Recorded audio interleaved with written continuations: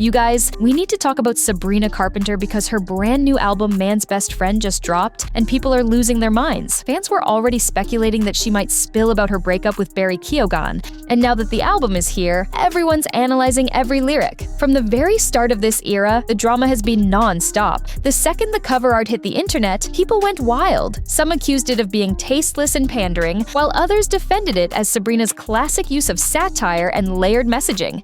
And Sabrina herself, she clearly saw the chatter because she clapped back by dropping alternate covers. One was even captioned, "And here is a new alternate cover approved by God," a not-so-subtle response to the backlash. By the way, we're about to break down the biggest controversies, the subtle Barry references, and even that viral interview. So if you love keeping up with all the Sabrina Carpenter drama, make sure you hit that subscribe button right now so you don't miss what's coming next. But that was only round one. The real storm started once she threw her album release party. And not just anywhere. No, she chose Hollywood Forever Cemetery. I wrote Man-Child on a random Tuesday with Amy and Jack not too long after finishing Short and Sweet, and it ended up being the best random Tuesday of my life. Not only was it so fun to write, but the song became, to me, something I can look back on that will score the mental montage to the very confusing and fun young adult years of life. That decision lit the internet on fire all over again, with people debating whether it was iconic or completely out of line. But as Sabrina explained, she goes there all the time for movie nights and saw it as the perfect symbolic backdrop, a funeral for her last album and the birth of the new one. The cemetery party wasn't just for shock value. Sabrina doubled down on symbolism, calling it a funeral for the last album and a birth for the new one. She even screened her favorite movie Sabrina after a live Q&A, where she joked about always killing men in her music videos. Fans know this theme has become a darkly comic trademark in her visuals. Someone always ends up dead by the final scene. But beyond the jokes, people wanted answers. What about the songs? Which ones were about Barry? And what exactly was Sabrina trying to tell us this time? Well, the moment fans hit play, it became clear.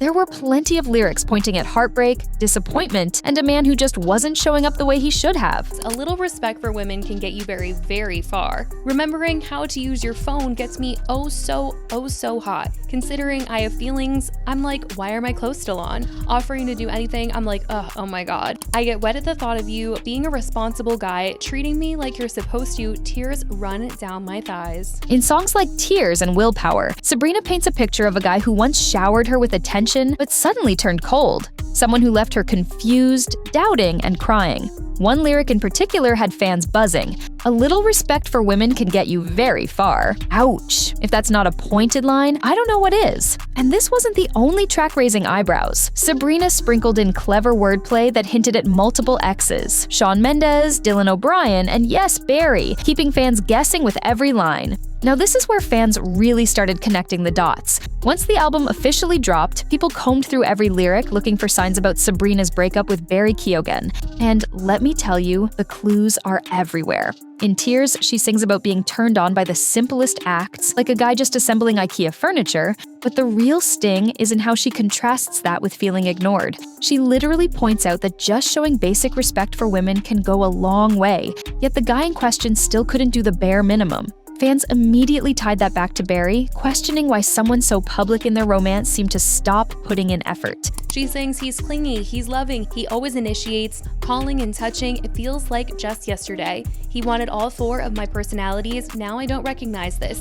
Stranger, stranger, danger, danger. There in my bed at night, wide-eyed, dreaming, pondering, scheming, what life without me be like? Can I return it, get back the version I like? This one's BS, baby. My man on his willpower is something I don't understand. He fell in love with self-restraint and now it's getting out of hand. He used to be literally obsessed with me. I'm suddenly the least sought after girl in the land.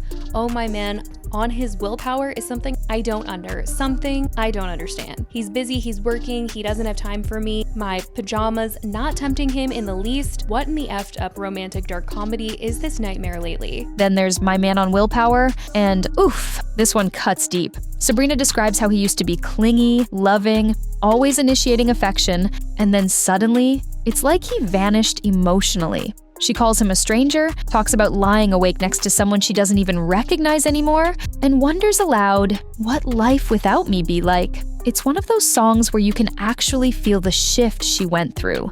from loved to neglected. Fans said it's almost like watching the relationship unravel in real time, set to music, and the layered sarcasm doesn't stop there. In Sugar Talking, Sabrina basically calls out empty promises and hollow sweet talk. She fires back with lyrics like, "Put your loving where your mouth is. Your sugar talking isn't working tonight." That's not subtle shade. That's frustration poured straight into a track. Put your lovin' where your mouth is. Your sugar talking isn't working tonight. Oh, put your lovin' where your mouth is. Yeah, your paragraphs mean ish to me. Get your sorry butt to mine. And in Nobody's Son, she sings, "Hi, I hope you're great. I think it's time we took a break so I can grow emotionally." That's what he said to me. Here we go again, crying in bed. What a familiar feeling. All my friends in love, and I'm the one they call for a third wheel. Probably should have guessed he's like the rest. So fine and so deceiving. There's nobody's son, not anyone left for me to believe in.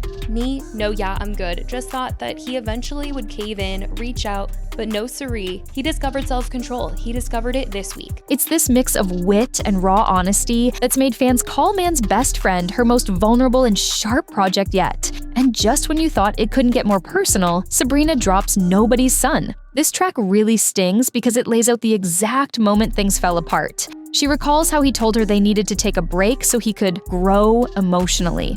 And while he framed it like self-discovery, Sabrina makes it clear that for her, it just meant more heartbreak. She sings about crying in bed, watching her friends all in love while she's left feeling like the third wheel. And the way she describes him, so fine and so deceiving. That's the kind of lyric that makes you stop mid-song. Fans online immediately pointed out how direct this sounds, like she's no longer hinting, she's spelling it out. She sings, "Ain't nobody safe when I'm a little bit drunk." Could be John or Larry, gosh, who's to say?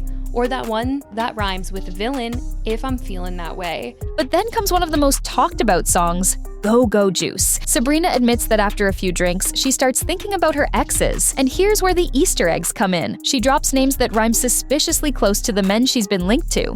John rhymes with Sean, as in Shawn Mendes. Larry rhymes with Barry, and villain rhymes with Dylan. Dylan O'Brien, who she was spotted with in New York. It's playful, messy, and kind of brilliant all at once. Fans lost it over this because it wasn't just Barry getting referenced. Sabrina spread the lyrical shade around. It's like she reminded everyone, this isn't just one messy breakup, my entire dating history has stories worth telling. And then, in Final Goodbye, she flips the script completely. The song makes it clear she wasn't the one who ended things. She sings, "Did you forget that it was you who said goodbye?" It's a hard line that slams the door on any chance of reconciliation. Sabrina basically declares, once it's over, it's over. Now here's where things really blew up online. Sabrina sat down for an interview with Gayle King, and let me tell you, the questions got bold. Gayle didn't tiptoe around it. She actually mentioned Barry by name, asking Sabrina directly about whether the songs were about him.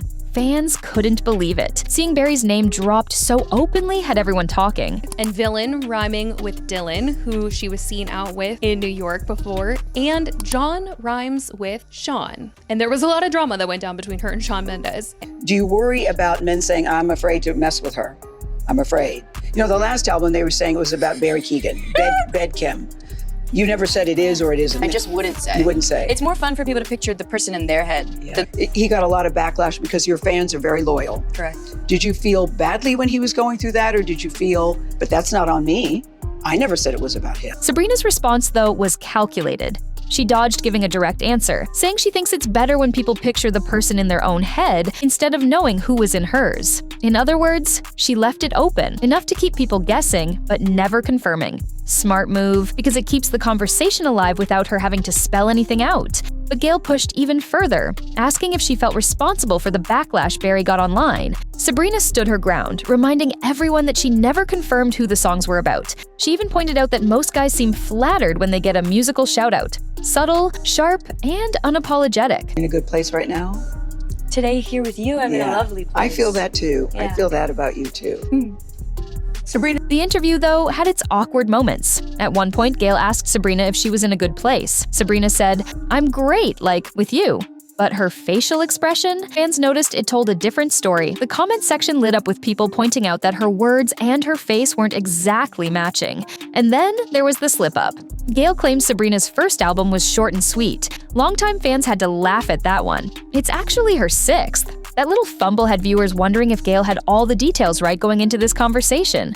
But even with the hiccups, this was one of the only big interviews Sabrina's done for this era, and it's the one everyone is dissecting. So, what do we take away from all of this? Sabrina Carpenter's Man's Best Friend isn't just another album. It's a carefully layered, deeply personal project that touches on heartbreak, messy relationships, and her ability to flip pain into art. Whether she's shading Barry, hinting at Sean or Dylan, or simply telling her own story, she's made one thing very clear. This era is unapologetically hers, and that's why fans are obsessed. She's not just releasing songs, she's building a world, one where every lyric and visual gets picked apart for hidden meaning. And if this album launch is anything to go by, we're just getting started. If you've been hooked by all this drama, the lyrical Easter eggs, and Sabrina's bold moves, then trust me, you don't want to miss what's coming next. Hit that subscribe button right now so you're the first to know every time we break down the latest in celebrity chaos.